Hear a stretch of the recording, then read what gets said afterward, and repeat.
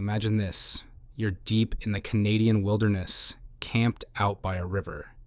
No people, no noise, just the sound of water flowing and the comfort of solitude. That was the scene for Canadian Paralympian Lisa Franks, who had been traveling solo in her camper van for years without incident. But on the night of August 31st, 2025, her peaceful riverside stop turned into the most terrifying encounter of her journey. Just past midnight, Lisa was drifting in and out of sleep when a violent bang shook the front of her van. The entire vehicle rocked as if something massive was shoving it. Her first thought? Teenagers messing around, or worse, someone trying to break in. She shouted into the darkness, but the silence that followed only deepened her fear.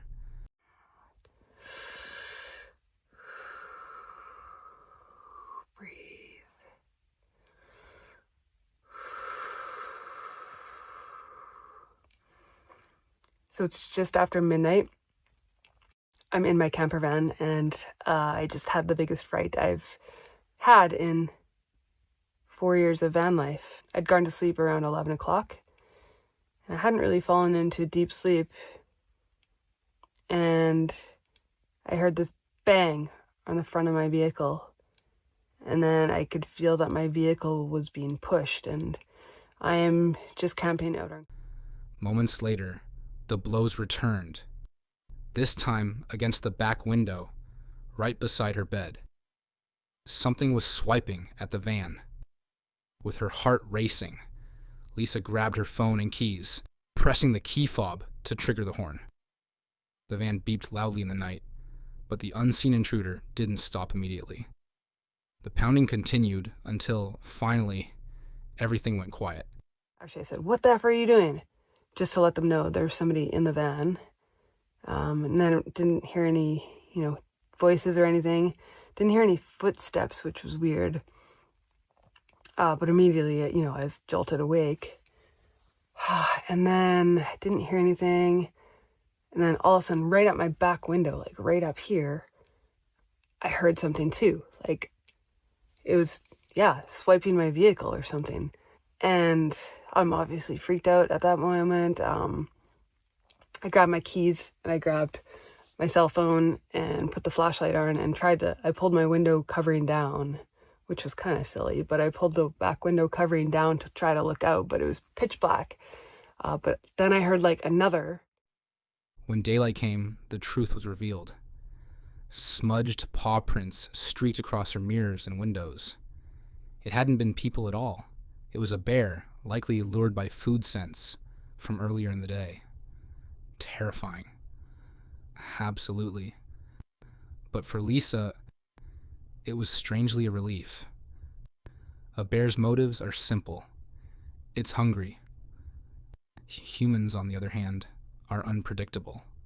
And now that I look around, there's definitely evidence that an animal was trying to break into my van. And I'm guessing it was a bear by the evidence left that I found this morning. Just right here. And you can see like a dirt paw right on my window there. I'm trying to look on the actual dirt. I imagine once I go out there, I'm going to see more evidence, but that was not there yesterday. Definitely not.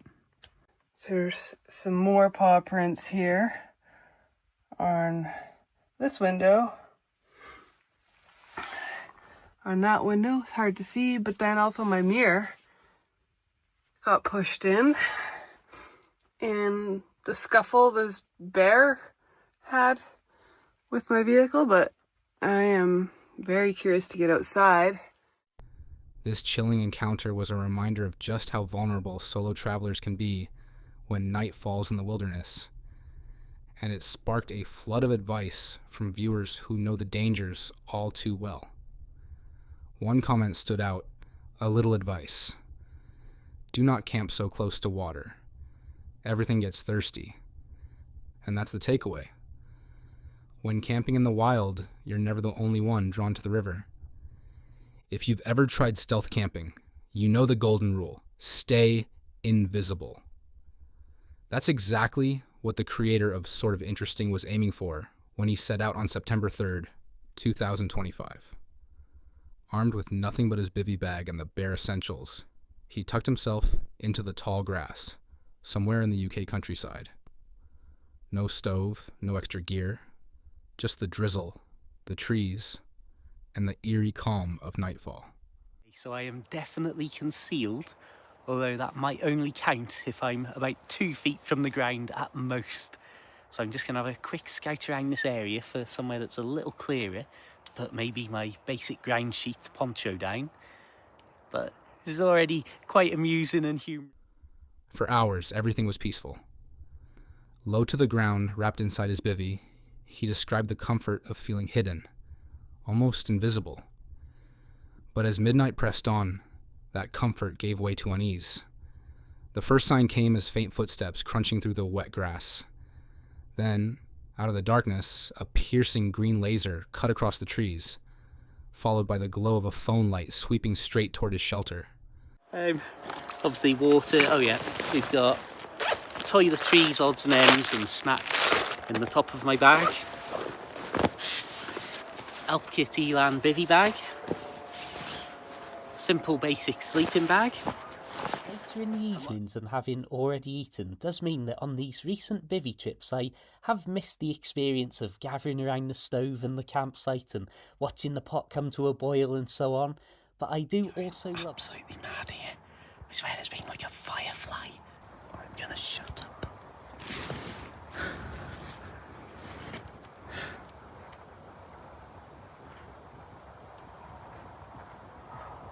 I can hear... I think I can hear footsteps. I can't... I am keeping an extreme low profile right now. I think that the laser was coming from the far side of the trees, but I'm not 100%.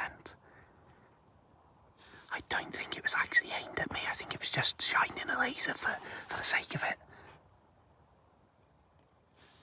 But it's certainly woken me up a little bit. Frozen, he tried to make sense of it. Was someone searching for him? Playing around? Or something more sinister? Heart hammering, he did the only thing he could think of. He shouted, "There's a dog in here!" It's been quiet for about 10 minutes now, so I'm not too worried.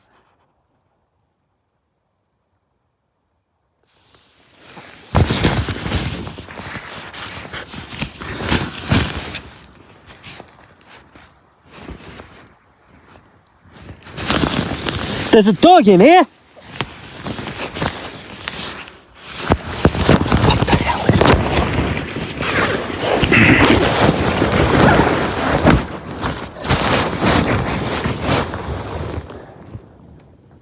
Here's that footage slowed down because I got such a poor quality view of the situation as I basically went from asleep to the most awake I've ever been in my life in the space of 1 second. When they were running away, I think it was a phone light rather than a proper flashlight of any kind. And I don't know if those lasers are one single tool or some sort of surveillance kit or something, I don't know. But I'm sure after I shouted, "There's a dog in here," which was the only thing I could think. Instantly, the intruder bolted, stumbling away through the brush. The camper stayed still, barely breathing, until the last sound of footsteps faded. Only then did he dare move, realizing in the chaos his boots had been kicked around the site. Adrenaline surging, he packed his entire camp in under 2 minutes and slipped into the night. In the heat of the moment, I'm sure you can hear a little exclamation from them, just a little "Ruh!" as they were legging it. I'm going to play the audio from the immediate aftermath now. A couple of things to note: that there may be some muted moments because I never ever swear in videos, and that was a moment that really pushed me to the edge. And also, I thought it was amusing to note, for me at least, that whereas when I've seen torches in the distance and felt safer, I've been able to do recording and do a bit more talking to make it more dramatic for YouTube. Whereas in this case, because I felt that it was immediate danger, I've practically entirely stopped breathing at moments. Never mind. In the end, nothing was stolen. no harm was done. But the experience left him rattled. A stark reminder that stealth camping carries its own set of dangers. Sometimes it isn't wildlife you need to fear, but the unpredictable intentions of strangers who wander too close. Oh my.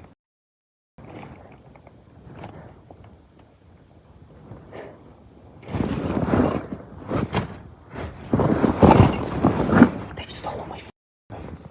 Comment. And the viewers agreed. One summed it up perfectly. That would have scared the crap out of me too. Because really, imagine lying alone in the dark when suddenly a strange light locks onto you. Life on the road is often painted as freedom, wide open highways, scenic campsites, and the thrill of waking up somewhere new every morning. But for Ariana, from taking a journey, one December night in Texas proved that van life can also take a dark and unsettling turn.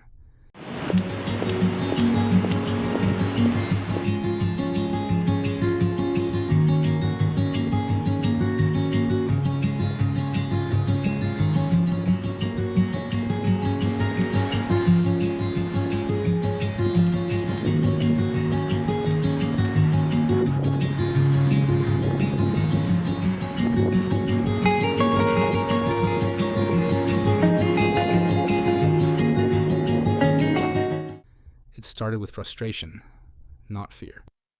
After a long day of work, Ariana returned to her van to discover her gray water tank had sprung a massive leak. The foul-smelling water had seeped across the floor, soaking her belongings. Exhausted, she spent hours scrubbing and bleaching, determined to get the place back to normal. By the time she sat down, she was drained, but finally felt a sense of relief. The worst seemed behind her. I'm just taking a nice little walk outside. It doesn't feel too cold out here right now, so that's pretty good, but it is about that time that I head back and get my stuff and then head to work. But it's so pretty. I want to show y'all what it looks like over here at nighttime, because with all the lights, so I have to go and bleach this. I have to bleach all of this, like all of this down. I had a bag of clothes sitting on the floor because I was gonna go wash. Then came the knock. Out of nowhere, someone rapped on her window. Sharp, deliberate, impossible to ignore. Ariana froze, listening. A voice followed, low and chilling. "I'm out here." It just doesn't feel clean enough. You know what I'm saying?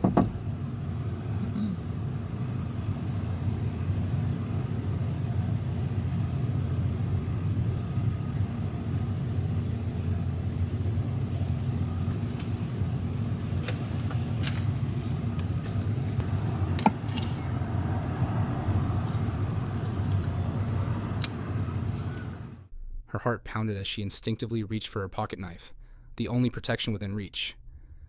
She peered out, but the figure had already disappeared into the night. No footsteps, no car, nothing but silence. Panic set in. Whoever it was knew exactly where she was, yet she had no idea who or what the stranger wanted. She couldn't take the risk of waiting to find out. Within moments, Ariana fired up the engine, threw her things together, and drove off in search of a safer place to park.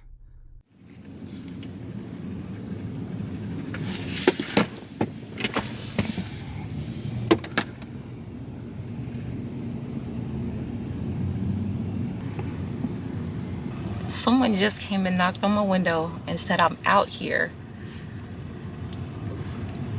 And I always keep my my pocket, you know, on me. So I'm reaching back. I'm stunned because who the is this? I don't see the person anymore.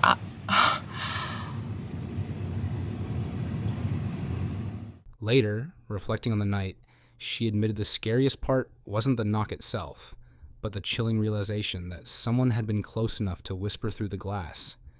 A reminder that in van life, the real danger isn't always nature. It's the unpredictability of strangers.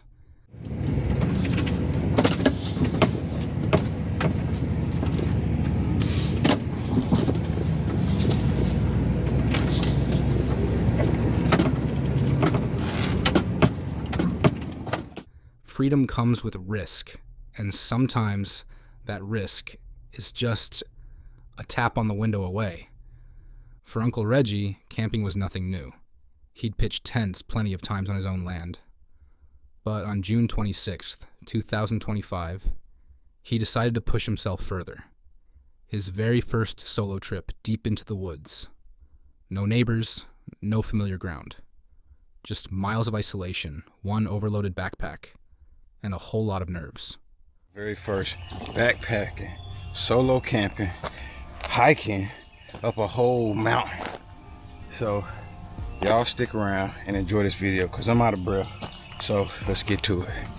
I'm totally unprepared for this, so beware of the disaster that you're about to witness. That's what the first hiking trip looked like. And they already let me go past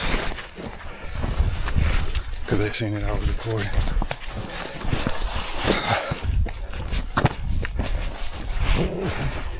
There we go.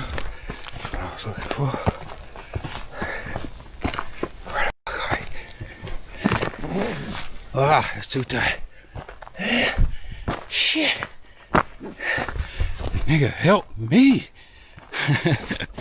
All right. I did not properly think this through. I was going through some stuff last night, and From the start, things went wrong. His pack was too heavy. His bulky sleeping bag slowed him down, and his fire starter failed when he needed it most. By the time he managed to spark a weak flame, he was drained. Sitting by the fire, Reggie admitted the truth. This wasn't going anything like he expected.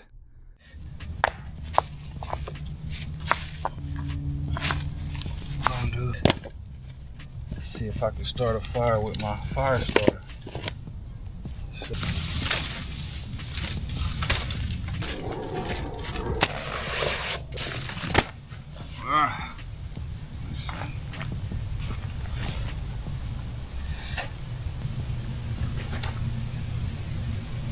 What? The damn thing broke. Damn. This is not ideal. It broke. Then came the sounds. At first, it was just faint rustling in the trees, but as the night thickened, the noises grew louder, closer. Reggie stiffened, his voice shaky as he confessed to the camera. I've never heard anything like this before. The firelight danced against the dark, and he kept his protection within arm's reach, clinging to the thought that animals hated fire. I got my protection right up under my legs. I ain't taking no chances on nothing. So that's just me. And whenever I went and got some firewood a while ago, I didn't have it on me. And that was not a good feeling. So just for my comfort, I gotta have something close by, like within reach. So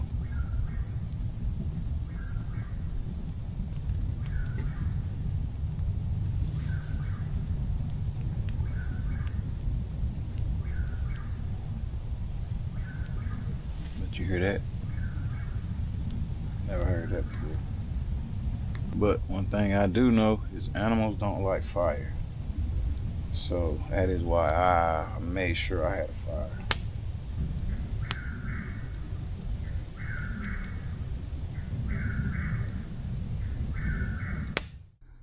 But whatever it was out there, it wasn't leaving. The noises circled, shuffled, edged nearer with each passing minute. Alone and exhausted, Reggie tried to hold steady. If something happens, he muttered, it's going to happen on camera.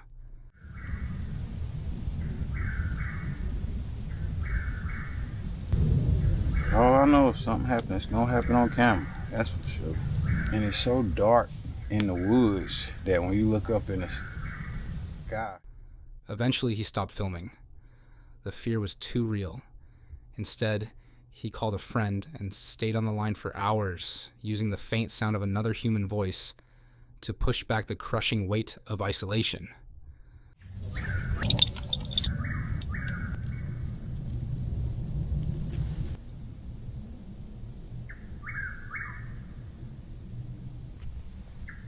Can somebody please help me figure out what that is?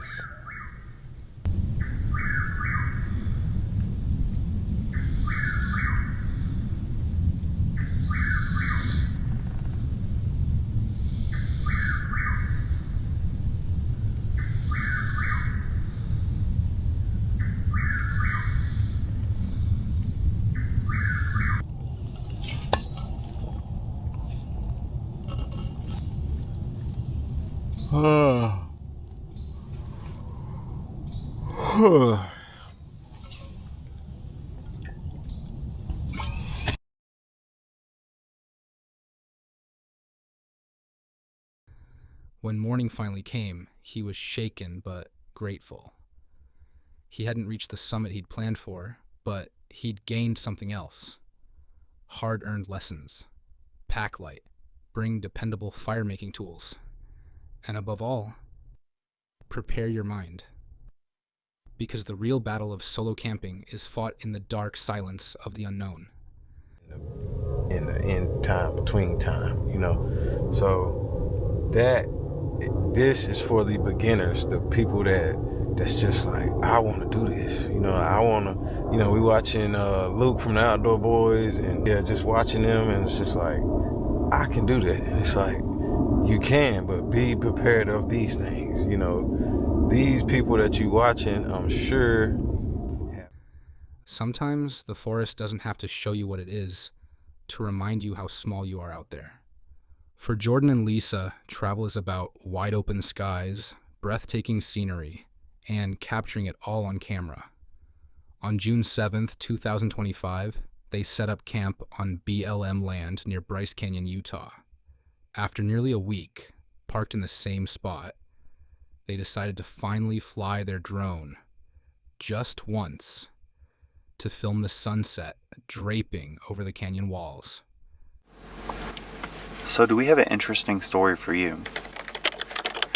We were at our camp. We've been there for the past 5 days, and I haven't flown my drone at all, right? There's this guy that pulled in probably 4 days prior. That's when everything spiraled. Out of nowhere, a man from a neighboring RV stormed toward them. He'd been parked there for days, quiet until now. His anger was instant and explosive. He claimed the drone had flown directly over his camp and accused Jordan of spying. Though Jordan explained the drone was filming only the mountains, the man didn't want to hear it. He cursed, threatened, and even shouted that he'd kick the drone down, or worse. I understand you're flying your drone. Could you just not fly over the campsite? That's not how he came in. He came in hot. He came in aggressive. Got in our face. Well, got in my face. He didn't get in her face. It's been a different problem. Jordan's face. Like literally this close.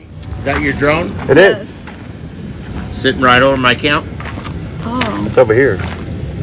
I see it's over there. A minute ago it was over my camp. It literally hasn't gone past my head. Bullshit. It literally hasn't. Bullshit. I can show you my videos. Listen, that's Sir. where I'm staying. Don't fly your drone over You my think camp. I care about your camp more than these mountains? You want me to kick your Is that the best result? Is that the way you want to go? I'll go that way. I don't have a no problem one's with it. trying to We'll look put the into your drone away. camp. We'll put the drone away. I'm just trying to get these mountains. That's the answer. That's not the answer. I'm gonna get shots. You put the drone over my... The footage shows the exchange escalate quickly. Jordan, keeping calm, tried to reason. The drone hasn't gone past your RV. But the man cut him off, repeating threats and insisting the land was his place. Lisa urged Jordan to walk away, sensing the danger. You already were. I'm about to kick anyways. I can literally show you the videos I'm about to you up anyways. Okay. So knock it off. We're done. Don't put it over my Sure, camp. I already said that. That's all you have That's to... fine. Then shut the up, dude. You're still here. I am. Babe, stop. And you're about to get ready to get in trouble. You just put the drone away. It's not worth it. Dude, just go away. No, you just watch yourself. Bro, I'm not flying it over. That's enough. Shut your You're mouth. talking to me. I am. Okay, we're done. And then came the moment that sealed their decision. The man left on foot, abandoning his RV behind. That raised an alarming question. Where was he going? What would he come back with? Not willing to gamble with their safety, Jordan and Lisa made the only choice that felt right.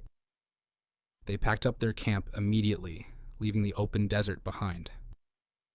Though shaken, they avoid a physical confrontation, and they still carried the footage they came for. The mountains, bathed in evening light. We're done. That's enough. I won't fly it near your RV, like I said before. Dude, okay? Deal? Is this your place? Yes. Okay, good to know. Do something.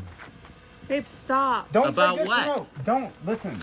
If Please stop. Please stop. if you're gonna threaten me, just Please like stop. I wouldn't threaten you, what do you expect? Is this your place? No. I didn't say that to you.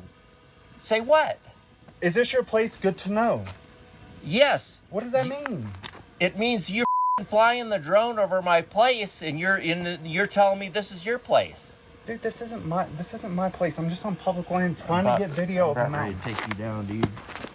Dude, Just stop. You should please. be careful. Stop. listen. Okay. Hold on. Let's just start over. I'm gonna Let's get your just start license over. plate. You Let's- don't know who the I am. That's fine. Let's start over. No, I ain't starting over. Keep your drone off the top of my place. That's fine. It. Okay. You've been here for a while since.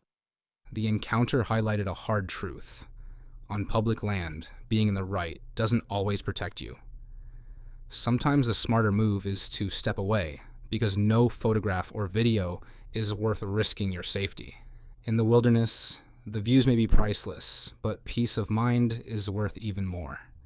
Some places don't need ghosts to feel haunted. The atmosphere alone is enough to make your skin crawl.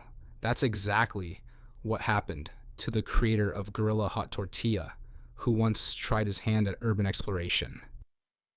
But after this particular night, it's clear why abandoned houses didn't become his niche.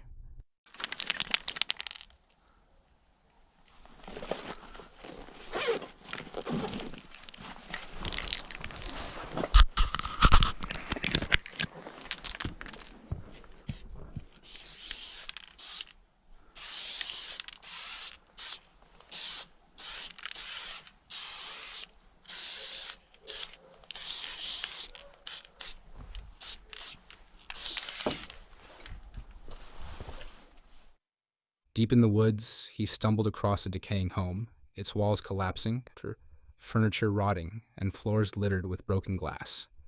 It was the kind of place where silence feels heavy, where even your own footsteps echo too loudly.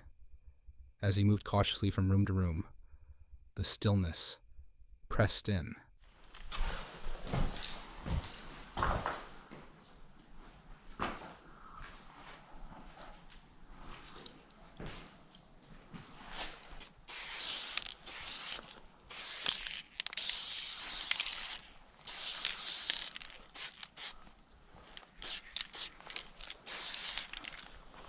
Kurwa, mój palec.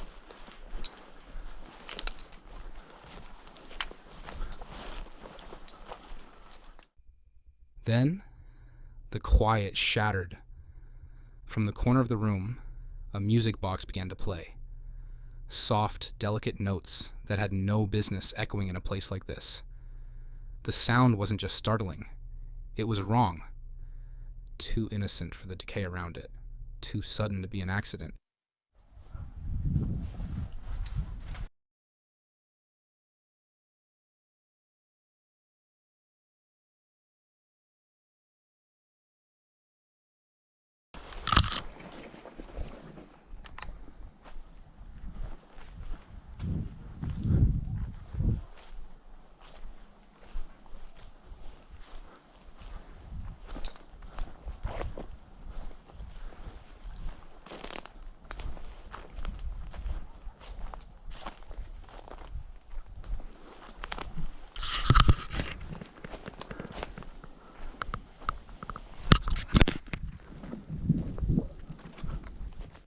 Nervously, he approached, flipped the lid shut, and tried to shrug it off.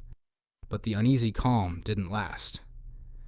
Minutes later, another music box, maybe the same one, started chiming again. Only this time, the melody wasn't alone. Floorboards creaked in another room, as if someone or something was moving through the house. That was enough.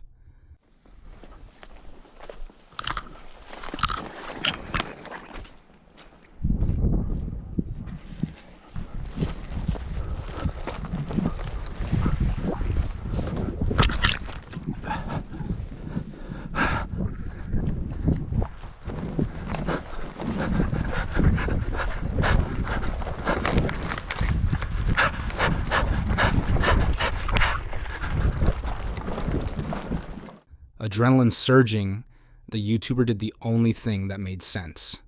He bolted. Forget the door. He leapt straight out the window and ran into the night, leaving the house and its sinister lullaby behind.